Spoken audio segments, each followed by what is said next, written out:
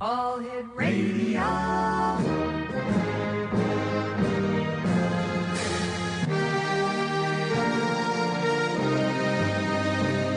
Welcome to the X Zone, a place where fact is fiction and fiction is reality. Now, here's your host, Rob McConnell.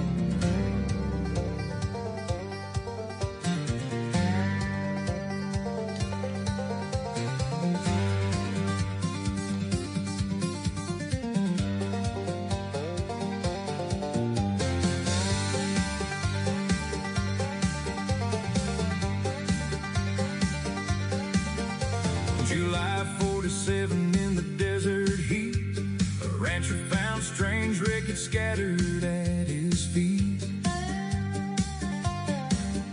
Silver like no metal anybody knew, whispers in the darkness said, could it all be true? From the skies above old New Mexico, something crashed where the cold winds blow. Roswell nights still call our name, and the world has never been the same. Roswell, secrets in the sand, questions buried by the hands of power, silence, fear, and lies. Still we search the midnight skies. Roswell, echoes never die. Truth keeps shining from the sky, from the desert floor to eternity. Roswell lives in mystery.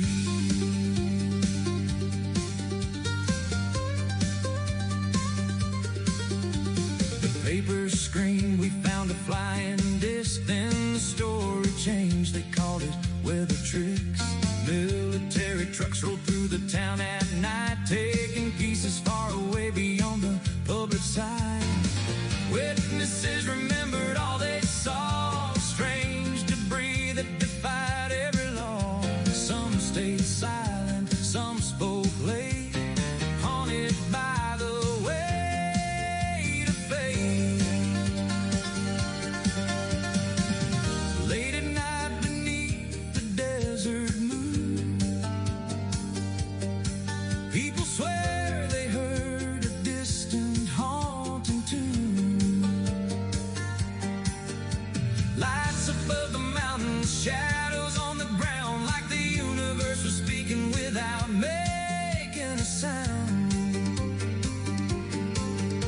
Scientists and dreamers still debate, was it chance or something tied to fate? But deep inside we all still know there's more to Roswell than they show. Roswell, secrets in the sand, questions buried by the hands of power, silence, fear, and lies. Still we search the midnight skies. Roswell, echoes never die. Truth keeps shining from the sky, from the desert floor to eternity. Roswell lives in mystery. Now across the years the story still survives in books and dreams and witnesses alive. And every time the night sky starts to glow, we remember what came down in Roswell.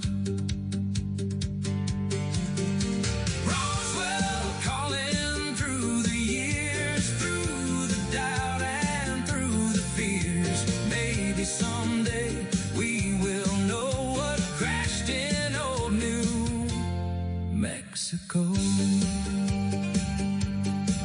On the X-Zone we search the night, chasing hidden truths beyond the light, where legends, secrets, and mysteries flow. From the stars above to Roswell below.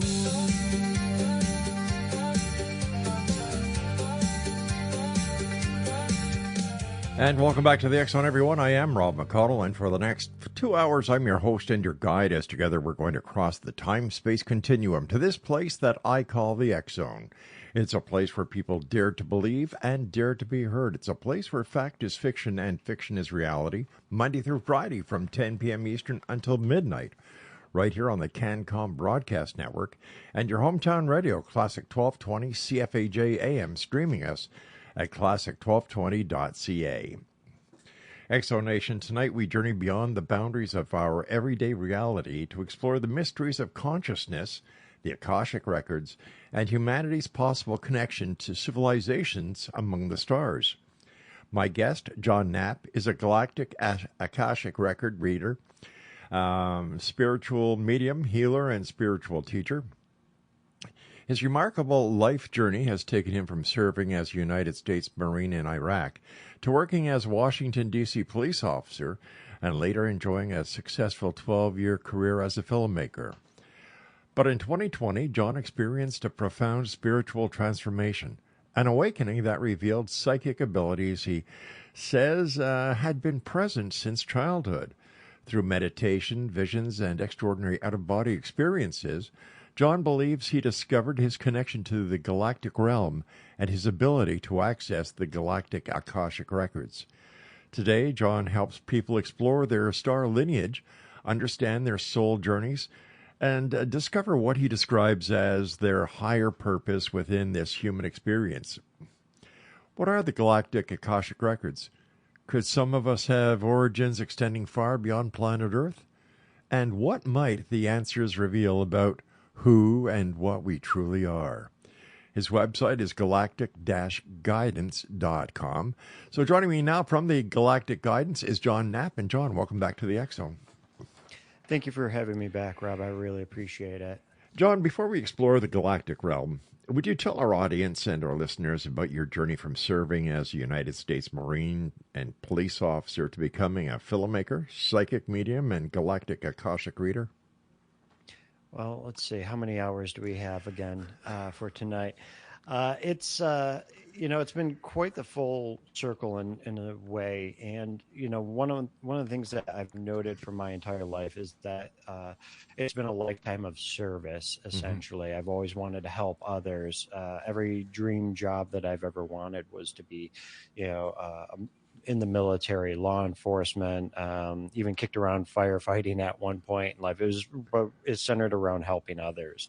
When I went through both of those, I felt a fulfillment to them, but they never really felt like they were still the right fit for me. And then when I found myself in filmmaking, the jobs that I took on were the ones that actually were helping others, documentaries, educating others, military documentaries, where I felt like I was actually giving back. But back, like you said in my bio, in 2020, there was a disconnect, and that coincided with the COVID pandemic out there. And that is when I essentially started to search for something else, greater purpose, deeper purpose. And it took a couple of years, and that's what really unfolded in my own spiritual awakening, and decided to actually accept the gifts finally that I knew that I had since childhood, and become a professional psychic, so I could help others on a deeper level and on a spiritual level. You've said that a birthday tarot reading helped you reveal your psychic abilities. What did the reader tell you that changed the direction of your life? Really, I had known that I was always a psychic, but doing the work professionally to help others never really occurred to me. And then she held up this tarot card, and I believe it was probably the high priestess when she showed it to me, and she said, "John, you're psychic. You could be doing this yourself. You can do this professionally." And that was like the light bulb moment for me when I realized, wow, I could be doing this. Because at that time, I was going through what we call a dark night of the soul. And that's the stripping away of ego, stripping away of identities. That's why, my marriage was ending. My, career was winding down as a filmmaker. And I was starting to question everything in life about my own reality, about reality itself.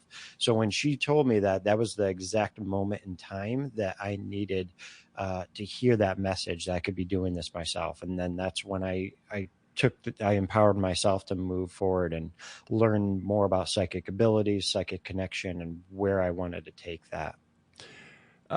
When was it you first encountered that you believed you encountered something that was, or someone that was, a galactic being? And what convinced you about that experience as being real? Well, technically, one of my first experiences was probably around the age of 7 or 8. And I remember it was more of an energetic abduction of not only myself, but my twin sister as well, who has a galactic lineage just like myself. And we were essentially coaxed by those tiny grays as children to come aboard their ship. And I remember, this image of them trying to coax us when we were at school, and it didn't really work. And then they took us to almost look like a carnival to, they say, hey, let's have fun. Let's get on our ship together. And they took us aboard, and then everything went dark from there. And then I remember even older in my, younger teens, I remember feeling like aliens were actually outside my window. And that they were looking at me, and I was, freaking out. And I just, for some reason, some strange unknown reason, thought that they were out there. And now that I realize, that I was feeling the energy of the beings from a different dimension, looking out, looking into the windows while I was there. And then once I started to open up more and meditate more, that's when a gray being actually came to me through meditation and was looking at me. And his energy was very neutral, and I told him, if you don't have any message for me, it's time for you to go. And then it happened a couple of weeks later, same thing. And then a week after that, I was shown a download of information from the Orion Wars, and bombed out buildings, secret documents, and alien hieroglyphs, other images that showed me this. And I asked I asked out there, what is this? Where is this coming from? And I got the message, this is the wars in Orion. And then I was able to confirm that with one of my psychic development teachers in a class the next night. All right, stand by. You and I have to take our first break for this hour. John, thanks very much for joining us. And Exonation, if you'd like to find out more about our guest after the show, visit www.galactic-guidance.com. John Knapp is my guest, and we'll both be back on the other side of this break as the X-Zone continues with yours truly, Rob McConnell, from our broadcast center and studios in St. Catharines, Ontario, Canada, on the CanCom Broadcast Network, and your hometown radio, Classic 1220 CFAJ AM, streaming us at classic1220.ca. The first song that we came into the show with tonight is a Roswell Wreckage, and it's by Ram, and all Ram's music is available at www.rammusic.ca. Something crashed where the cold winds blow. Roswell nights still call our name, and the world has never been the same.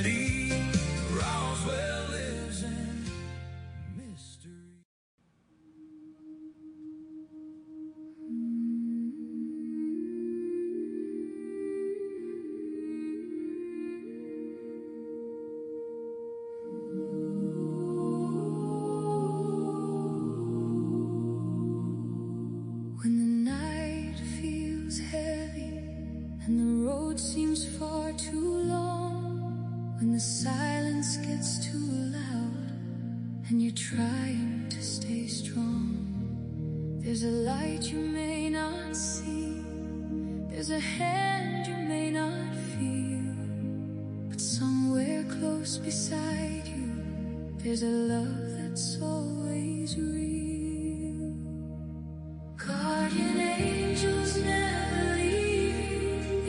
beside you through the storm.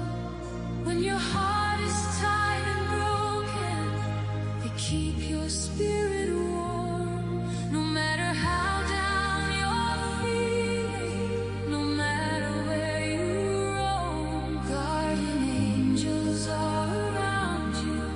You are never alone. John Knapp is my special guest this hour, www.galactic-guidance.com. For listeners who may be unfamiliar with the concept, John, what are the Akashic Records, and how did you get to know their existence and actually be able to read them? Yeah, thank you. So the Akashic Records are essentially an energetic library where every one of our lives has the energetic information stored within this library. So when we incarnate, or before we incarnate as either human or a galactic being out there, we will create a soul blueprint for our life, and that is every major decision, every purpose, every idea that we want to do in each lifetime, and mission within our lifetime is created in this blueprint, as well as what other souls we'll be working with, and that is stored in our Akashic library. So as an Akashic reader, I can tap into this library and access these different files, these different lives, and open them up because sometimes there are traumas that were stored within these records, or there might be a particular set of skills that you had in a certain life that we want to integrate into your present incarnation. So that's the Akashic Records in a nutshell. Now, when I talk about the Galactic Akashic Records, that's just essentially focusing my intent off the planet into the galactic realm. And when I also work with the Galactic Akashic Records, I'm also working within the quantum field, which houses the Akashic Records for all living beings, for all different realities that are out there. And that can even work with the energies of angelic beings, as well as other light beings that have never even incarnated in a physical reality. So if they haven't incarnated in a physical reality, how can they exist? They exist in a different realm, essentially. So there is the physical realities of the third dimension, as well as 6, all the way up to, I can't even tell you how many dimensions are out there, but within our universe that we know of as like the Milky Way, our known universe, our satellites and telescopes can see, we have a 12-dimensional universe. Now, other universes play essentially by different rules. They have their own physics, their own dimensions. Some don't even go into the third dimension. They're possibly 12th dimension up to the 40th dimension, and they have their own essential realities that souls can incarnate into, and some will even come here.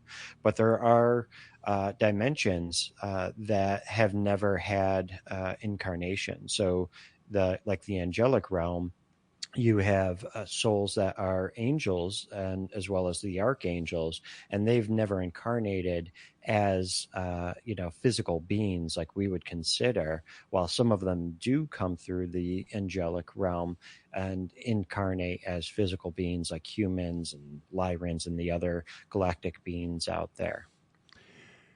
How many different galactic beings are there? That is an answer that I can't tell you, honestly, Rob.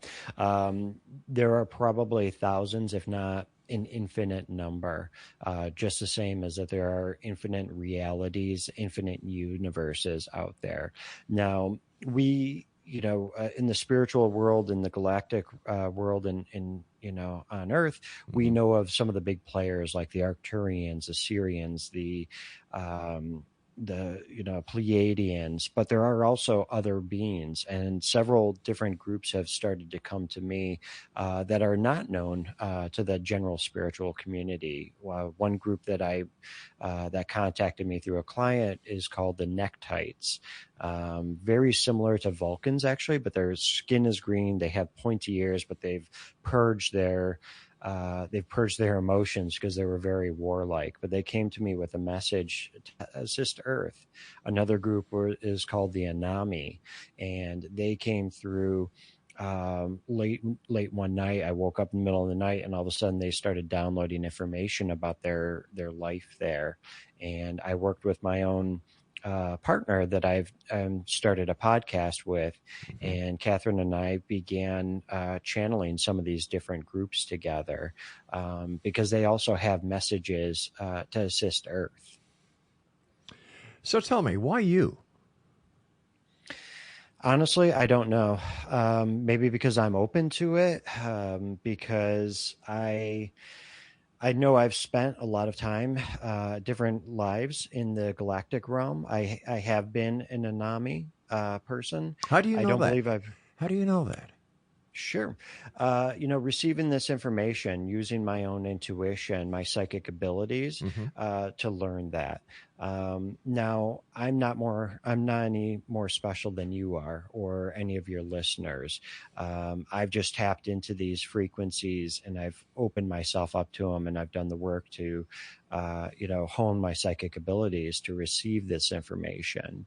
Part of it is my soul contract to come into this, incarnation as John Knapp, so that I can help with Earth's ascension. All right. Somebody just tuning in right now might be saying to themselves, oh, you've got to be kidding. Is this guy for real? How do you deal with the skepticism of people who really don't understand what you've gone through to get where you are today? I understand it, and I'm okay with that. I can be skeptical as well. I generally need to tap in and receive my own proof. And then sometimes I will work with colleagues to do a kind of a sanity check, hey, I've received this information. What does it sound like to you? And when they can verify it as well, then, that makes me a little bit more comfortable. But when somebody says to me, John, you're full of, BS, you're full of it. That's okay, because that's where they're coming from. Maybe that's their life, their blueprint for their incarnation, that they don't have to believe in it this time around. On the soul level, when they leave and transition out, then they might see a different world than this incarnation presented to them. And I'm okay with that, and I'm all right with that somebody doesn't believe me, because not everyone is on the same path as myself or some of your listeners. But if these entities are out there and these records are available to people like you and others who have developed the gift through meditation and taking courses and learning about this, would it not be more advantageous to the people that reside on this planet in this dimension if those out there who can actually make a difference on a global scale would do such a wonderful thing, instead of just, you hear the old, we're not supposed to interfere with the development of your planet, but we've got all this technology and it sucks to be you, basically. Why don't we get the help that would make this a better place to live? Well, it's like the old Star Trek adage of the prime directive, the number one rule of non-interference. Well, that was channeled in from the Galactic Federation itself. And the reason is because they tried that thousands of years ago, and it essentially nearly destroyed the human race. It nearly destroyed the planet itself. And because of that, they decided to go off planet and only assist through channeling, through psychic connections, telepathy, through star seeds that would come from, souls that would come from other planets and incarnate as humans to help anchor in the light and try to help ascend the Earth in more organic way. If they were to come here and say, we would like, to help you, Mm-hmm. what will most of our governments ask for in return? Most likely weapons, technology, and it's not to assist, the average human being. All in right. uplifting I understand that, and I've heard that a million times. Mhm. But if they were to make their appearance known in a way that would be peaceful without the government supplying for weaponry and so on, which maybe they will, maybe they won't. I don't know. I've never been a member of the military. But there must be a way that this could be accomplished without us having to go through all the issues that we go through on a daily basis on this planet. There are millions who are hungry. There are millions who are homeless. There are millions who are dying of disease. And if these entities, I was going to say people, entities, are that much advanced, I'm sure, John, there must be a way that they could help without having to violate the Prime Directive. Because because if they can't, they're not as smart as we think they are. I completely understand that, Rob. And we, that's the times that we do want them to help us. But even going to a country, just look at it on our scale. The United States would send like USAID or other governmental organizations to assist. How many times do we send Doctors Without Borders to a country that's in disease, and then those doctors get slaughtered? How many times, do we send food and it goes uneaten, rotten? And that is because the people who are receiving it are not ready for that for some reason, or that there is a governmental institution that is blocking that from happening. And these beings understand that, and that's why they try to assist off the world through telepathy, through communication with psychics like myself, other guides out there, because the human population needs to be ready for it. And what I had believed is that there would be a disclosure event.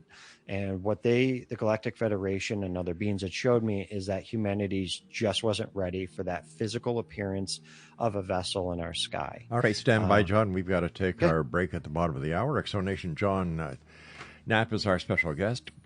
His website is galactic-guidance.com. John and I return on the other side of this break as we continue here in the X Zone on the CanCom Broadcast Network and your hometown radio, Classic 1220 CFAJ, streaming at classic1220.ca. Inside you, there's a love that's always real. Guardian angels never leave. They walk beside you through the storm. When your heart is tired and broken, they keep.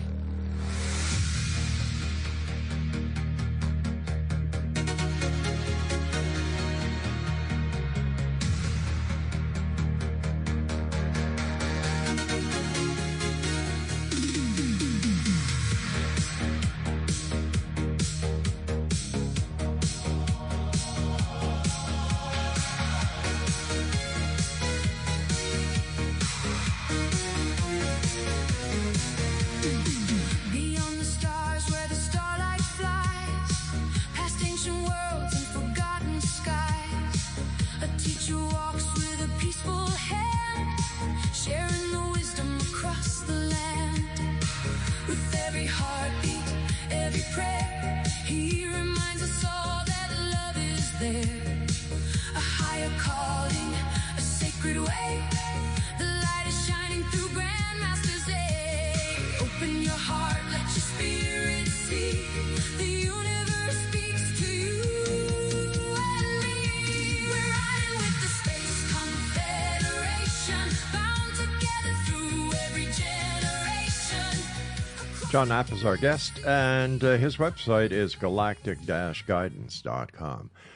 John, I guess what puzzles me about the entire scenario of these entities being out there that are far further advanced than we are, they have the ability to make basically this planet into a heaven on earth, but they seem to come up with the same reasoning that they just can't interfere.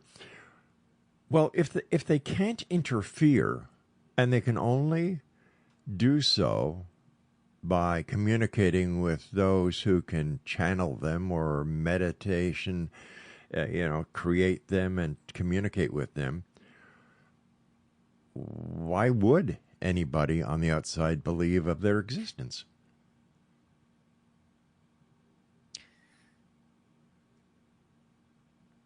That's completely understandable, but why would so many people believe that a guy with 2,000 years ago was able to turn water into wine, walk on water, come back to life after being crucified?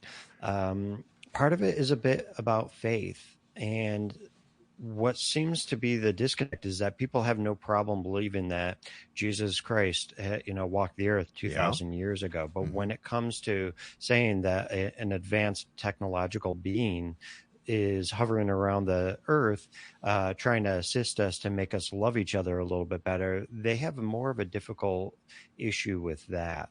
Well, I think that's because throughout history there have been things that have been found to concur the fact that there may have been, in fact, somebody by the name of Jesus walking this earth.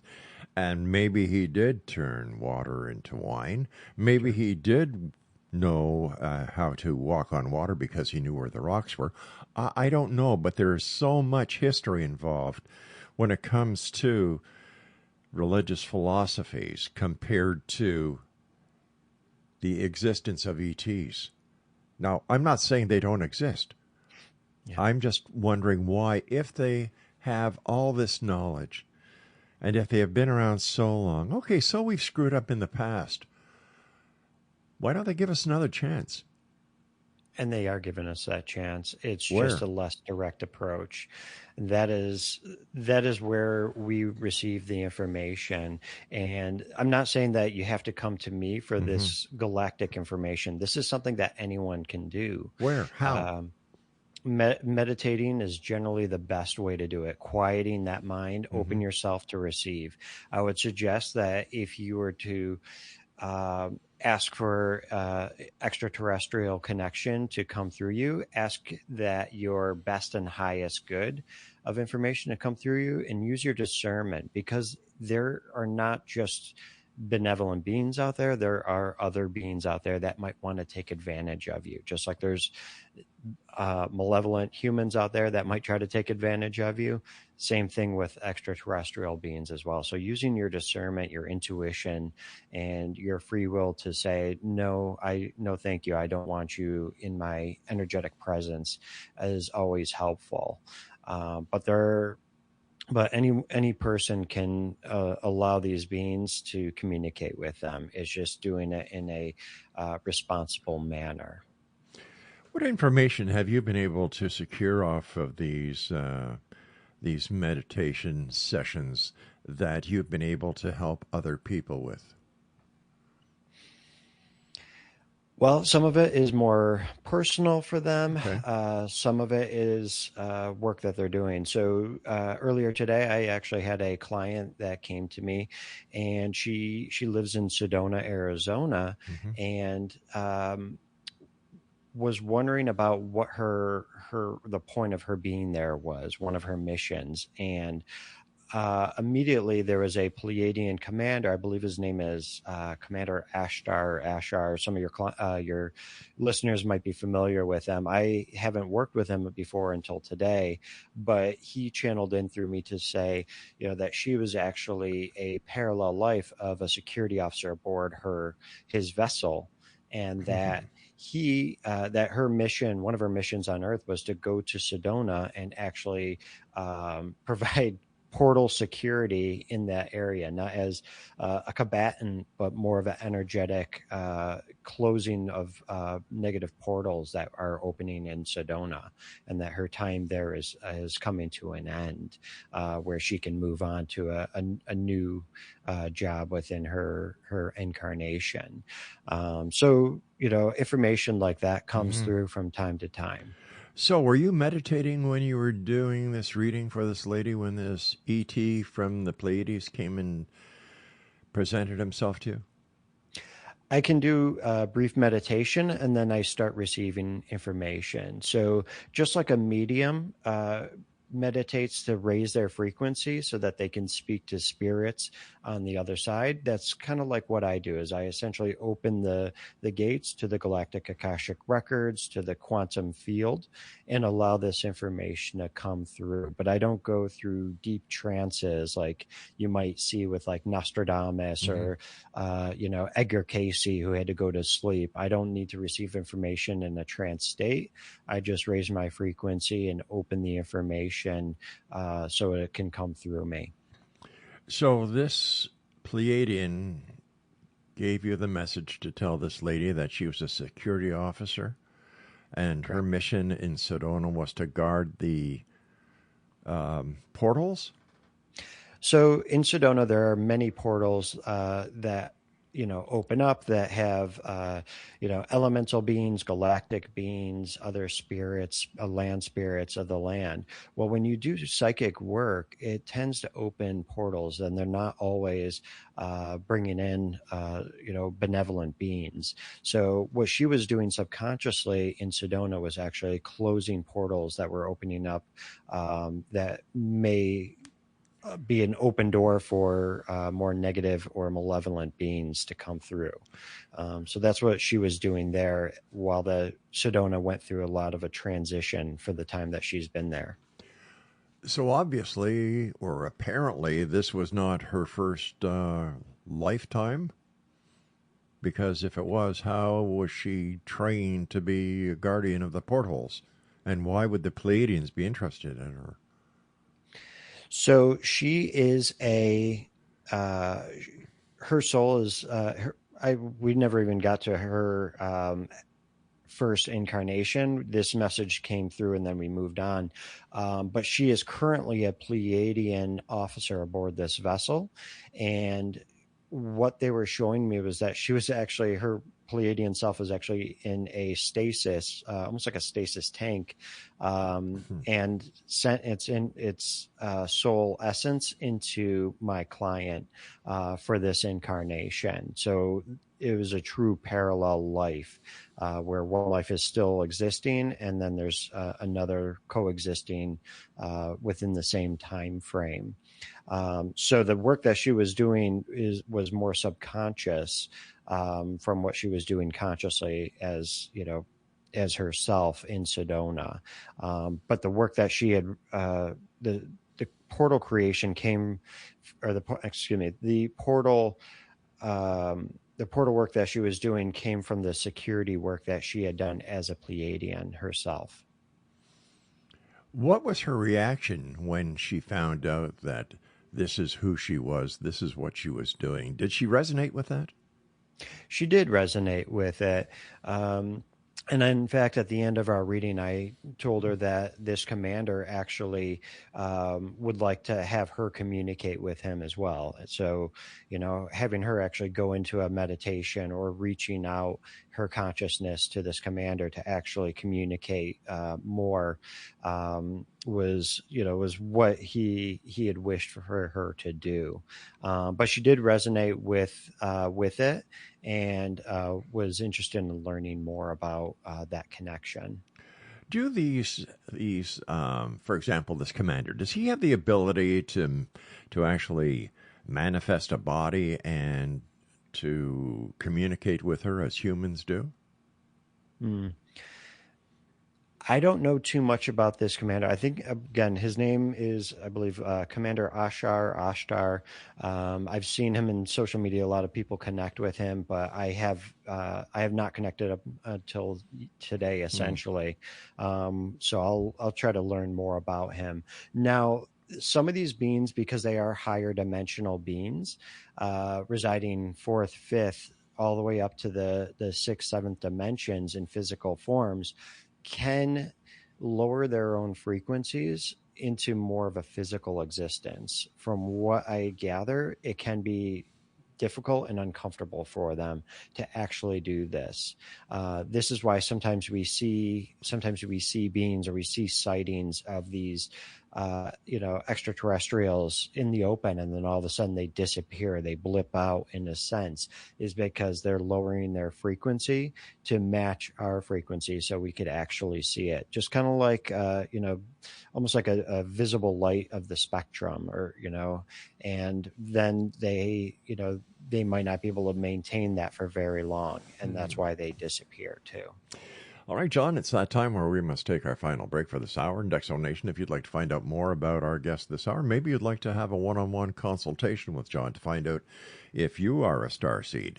His website is, you ready? Galactic-guidance.com. And we'll both be back as we wrap up this hour here in the X Zone with yours truly, Rob McConnell, my guest this hour, John Knapp. As we continue right here on the CanCom Broadcast Network and on your hometown radio, Classic 1220 CFAJ AM, streaming us at classic1220.ca.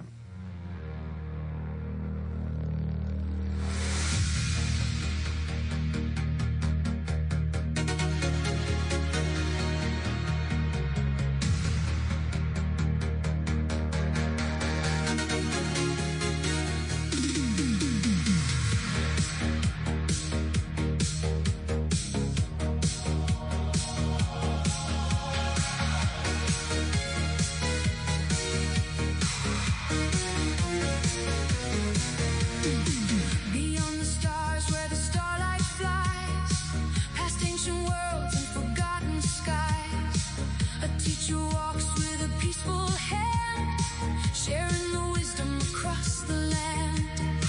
With every heartbeat, every prayer, he reminds us all that love is there, a higher calling, a sacred way.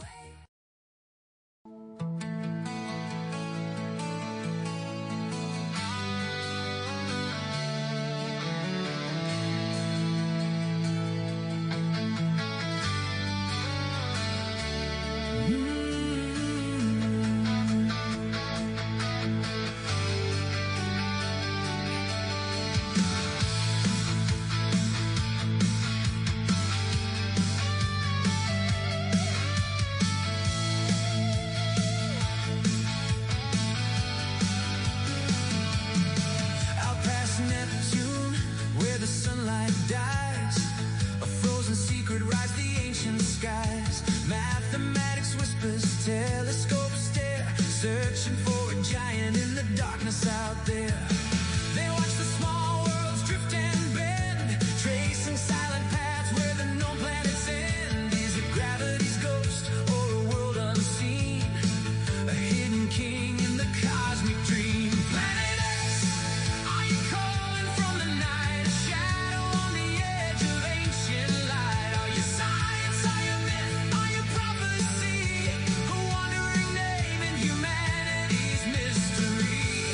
Planet X, beyond the blue. And welcome back, everyone. The four songs that we have played this segment by Ram are Roswell Wreckage. That was the first segment. Second segment was Guardian Angels. Third segment, Grandmaster Z. And we just played Planet X, and all these songs are available at rammusic.ca. John, I mentioned starseeds. Could you tell our listeners more about what a starseed, or who a starseed is, and how is it you're able to tell if someone is a starseed or not? Sure, thank you. So starseeds are souls that have originated from different planets other than Earth. They may come from different galaxies. Some even come from different universes, from planets in a different universe than to ours. But the one thing that they do have in common is that they all came from a different planet other than Earth, and then came here to assist in Earth's ascension. where Earth has its own group. I like to call them Earth seeds. And those Earth seeds have only incarnated here on Earth, either as humans, animals, rocks, elementals, even fairies. And how does one know if they're a starseed? For somebody on an individual level, it might be that they feel a calling to the stars. They might look up and they feel an energetic connection to a certain star or star system, constellation. Some star seeds have been visited by different, soul family from the galactic realm, from stars that they have been, or groups that they've been, incarnated as, while others just might feel like they're different from, regular humans in a sense, or they just don't belong. For myself, I had always been interested in the topic of aliens and conspiracies. So, your show is right up my alley. And, I didn't realize that I was a starseed or even that was a possible thing until I started receiving visits from, an alien during meditation. And that's when I realized that there was something a little bit different for me.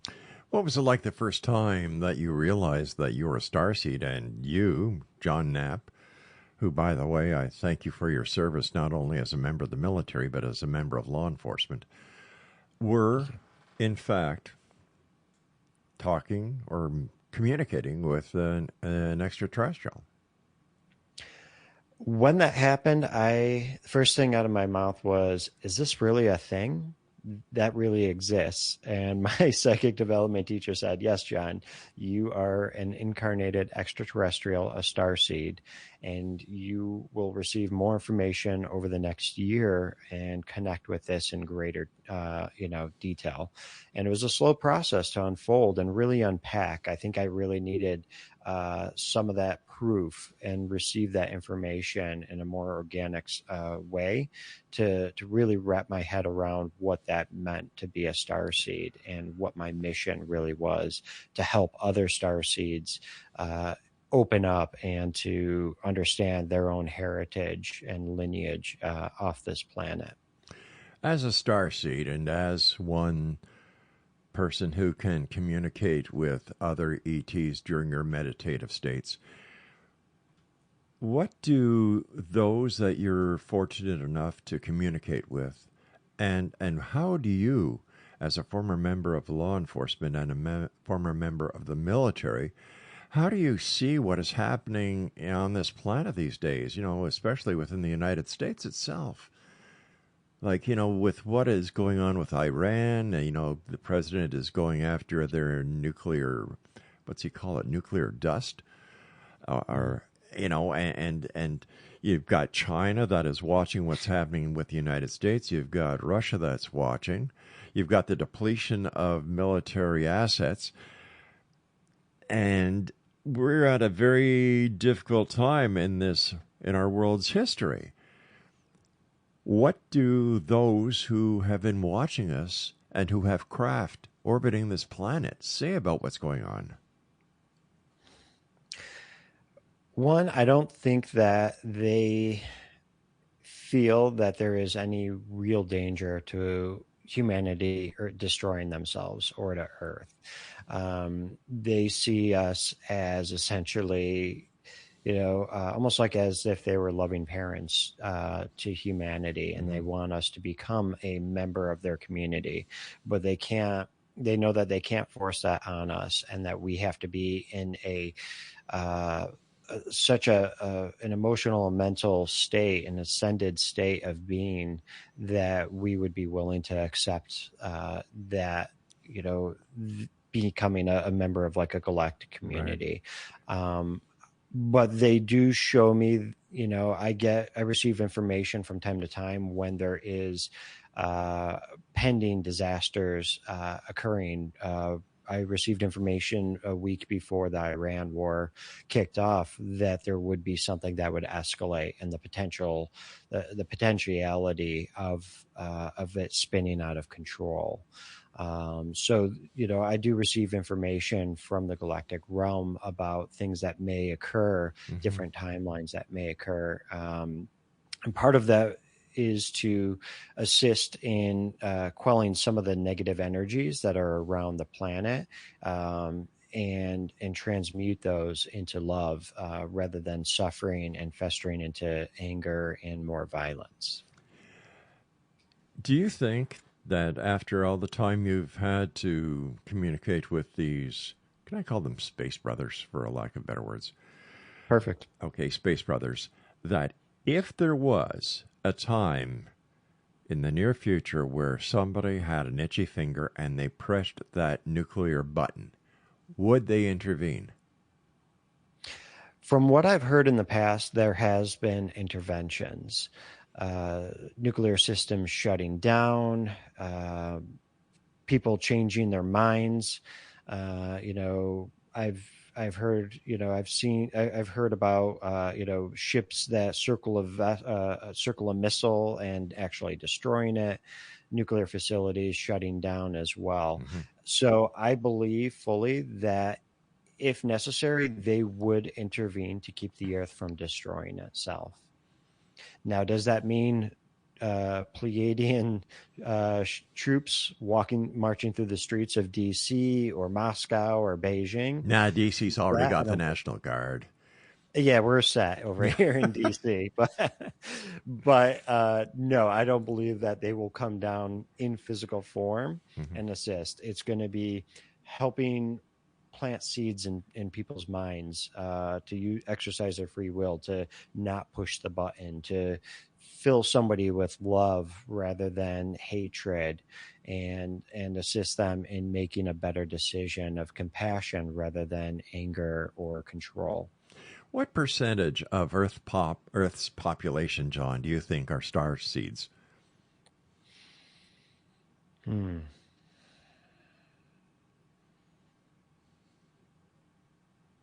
getting 48%. I didn't realize I was that high. Wow. That's what I'm getting. It's okay. Much of the Earthseed human population is almost in holding. On the other side, connected to their higher selves, the heavenly realm, they're receiving information that they need to wait until the Earth is in a higher ascended place, into that new Earth that we talk about. So many more volunteers, starseeds, angelic beings, even incarnated fairies are filling the roles, the population on Earth, to help assist move the Earth into essentially a higher energy, a higher frequency. John, do you have a message for me from the other side, or from the Space Brothers? Okay, what do we got for Rob?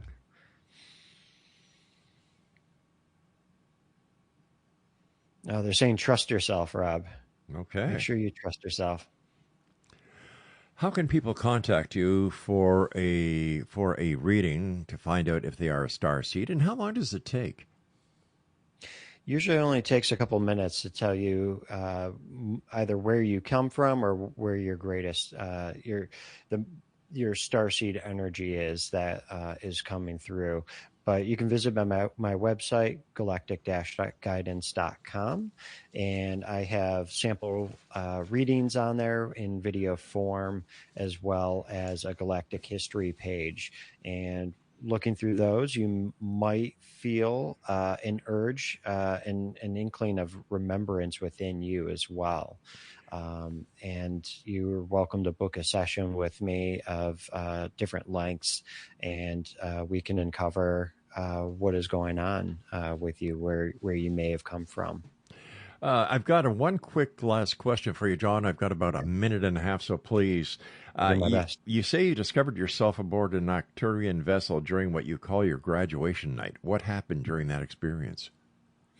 They essentially showed me that people can walk in front of me and I can download information about that person almost instantaneously. Then I went and spoke to the Arcturians, who gave me a message about my own mission here on Earth and showed me the thousands of people that I would be able to assist, that I had soul contracts with to either teach or open up their own starseed lineages. John Knapp, a great pleasure talking to you, John. I'd love to have you back on to further this conversation. Please don't be a stranger. Nothing but success and goodwill to you, my friend, and congratulations on everything that you do. And thanks for helping people out there, because this is a time in our planet's history where we really do need the help. So thanks very much, John. Thank you, Rob. You take care of yourself now.